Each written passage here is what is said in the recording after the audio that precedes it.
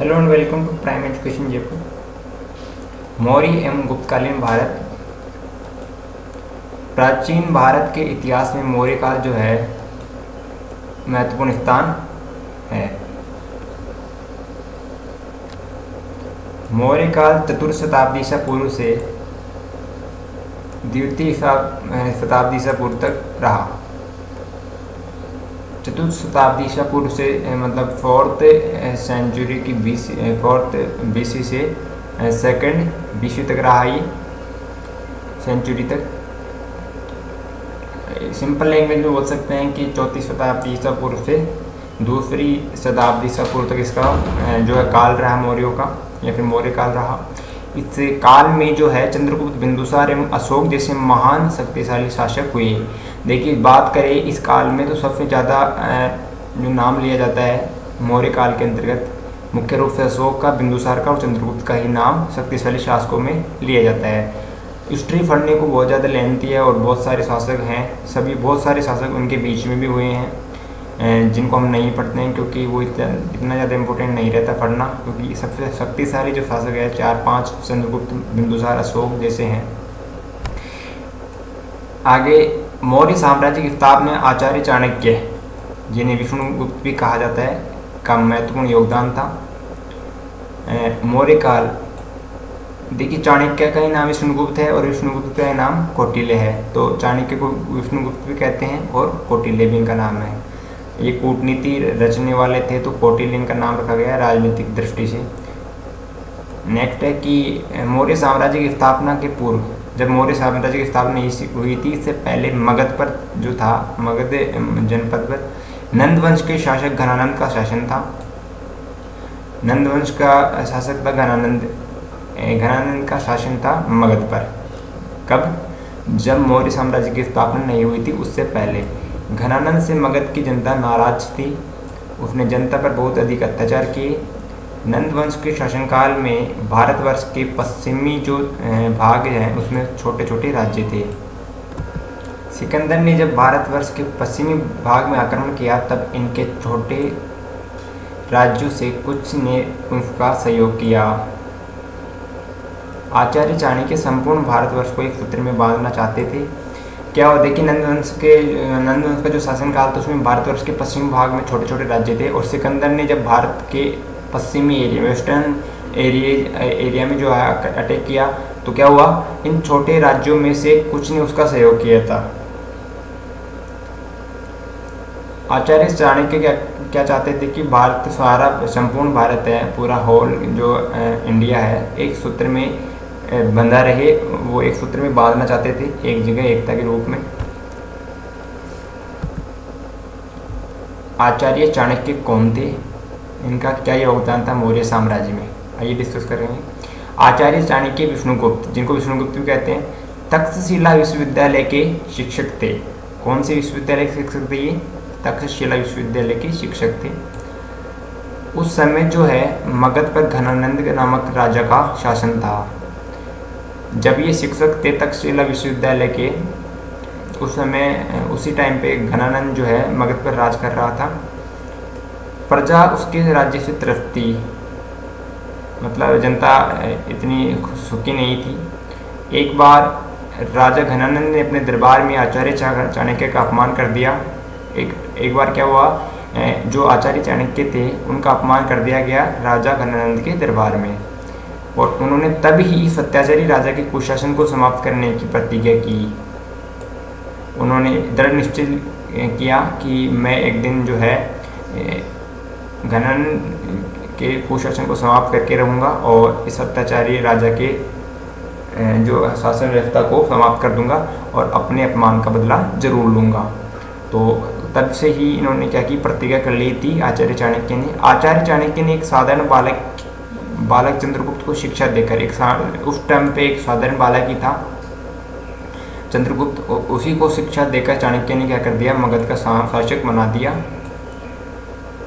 और बना कैसे दिया आपको बताइए, कौटिल्य कहा जाता है इनको, कूट रचयिता है ये। स्वयं उनको प्रधानमंत्री बनकर अपनी प्रतिज्ञा पूर्ण की, और चाणक्य जो है चंद्रगुप्त के प्रधानमंत्री खुद प्रधानमंत्री बन गए और इस तरह से अपनी प्रतिज्ञा पूर्ण की।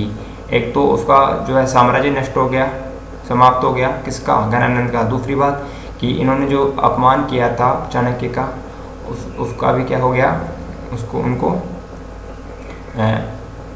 प्रतिशोध मिल गया। आचार्य चाणक्य अर्थशास्त्र व राजनीति शास्त्र के विद्वान थे। अभी मैंने बताया कौटिल्य क्यों कहते थे, राजनीति शास्त्र के और अर्थशास्त्र दोनों के क्या विद्वान थे। आचार्य चाणक्य ने अर्थशास्त्र नामक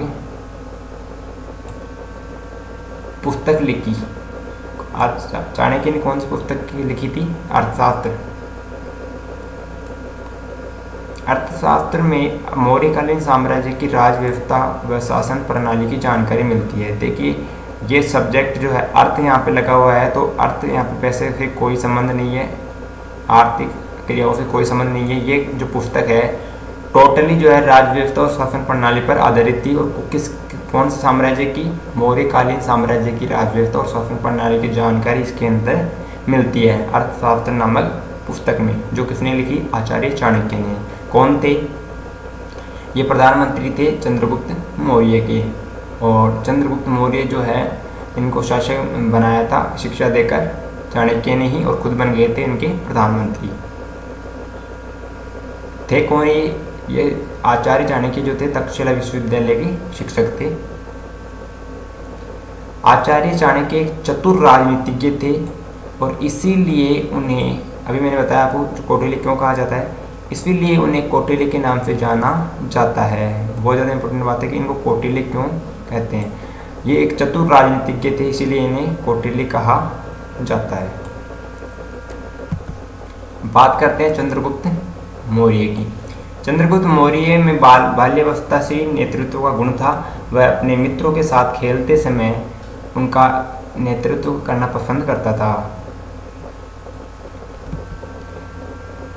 आचार्य चाणक्य ने चंद्रगुप्त मौर्य के इस गुण को पहचान कर उसे भारतवर्ष का सम्राट बनाने का निर्णय किया। चंद्रगुप्त मौर्य 322 ईसा पूर्व नंद वंश के शासक घनानंद को परास्त कर मगध का शासक बना। उसके बाद क्या हुआ, चंद्रगुप्त मौर्य ने छोटे छोटे राज्यों को हराकर एक विशाल साम्राज्य की स्थापना की थी। देखिए चंद्रगुप्त मौर्य ने घनानंद को हरा दिया 322 ईसा पूर्व में। जो नंद वंश के जो शासक थे घनानंद, इनको हरा दिया और उसके बाद में मगध का शासक बन गया। उसके बाद में क्या हुआ, चंद्रगुप्त ने छोटे छोटे राज्यों को भी हरा दिया और एक विशाल साम्राज्य की स्थापना की। उसके बाद चंद्रगुप्त मौर्य ने सिकंदर के उत्तराधिकारी सेल्यूकस को बुरी तरह से हराया। सेल्यूकस कौन था, सिकंदर का उत्तराधिकारी था। इसको चंद्रगुप्त ने हरा दिया बहुत बुरी तरह से। चंद्रगुप्त मौर्य को सेल्यूकस से कंधार, काबुल, हेरात प्रदेश और बलूचिस्तान का कुछ भाग प्राप्त हुआ। हार गया सेल्यूकस किससे, चंद्रगुप्त मौर्य से। था कौन, सिकंदर का उत्तराधिकारी। चंद्रगुप्त से हारने के बाद सेल्यूकस से चंद्रगुप्त को क्या मिला, कंधार, काबुल, हेरात और बलूचिस्तान का कुछ भाग। साथ ही सेल्यूकस की जो पुत्री थी, सेल्यूकस की पुत्री का विवाह चंद्रगुप्त मौर्य से हुआ। प्रोबेबली इसका नाम था एलेना, शायद एलेना नाम था इसका, इसकी सेल्यूकस की जो पुत्री थी। सेल्यूकस ने मेगास्थनीज को चंद्रगुप्त के दरबार में अपना राजदूत बनाकर भेजा, जो मगध की राजधानी पाटलिपुत्र में कई वर्षों तक रहा। सेल्यूकस ने किसको भेजा था चंद्रगुप्त के दरबार में, मेगास्थनीज। एग्जाम्स में ऐसे क्वेश्चन आते हैं, मेगास्थनीज था कौन, सेल्यूकस का राजदूत। और ये जो मेगास्थनीज था वो मगध की राजधानी पाटलिपुत्र में कई वर्षों तक रहा था। मेगास्थनीज ने इंडिका नामक पुस्तक लिखी जो मौर्यकालीन शासन की जानकारी देती है। वर्तमान में इंडिका अपने वास्तविक रूप में नहीं मिलती, परंतु यूनानी लेखकों ने इंडिका की कुछ घटनाओं को अपने साहित्य में स्थान दिया है। चंद्रगुप्त मौर्य ने जीवन के अंतिम काल में अपने पुत्र बिंदुसार को राज्य सौंप दिया। इन द सेंस कि चंद्रगुप्त मौर्य का पुत्र कौन था, बिंदुसार, इसको अपना राज्य सौंपा और जैन धर्म ग्रहण कर लिया। तो चंद्रगुप्त ने अपने अंतिम दिनों में कौन सा धर्म ग्रहण किया था, जैन धर्म। चंद्रगुप्त मौर्य ने भद्रबाहु को शरणबेलगोला में अपना गुरु बना लिया और तब का मार्ग अपनाया। चंद्रगुप्त ने अपने अंतिम दिनों में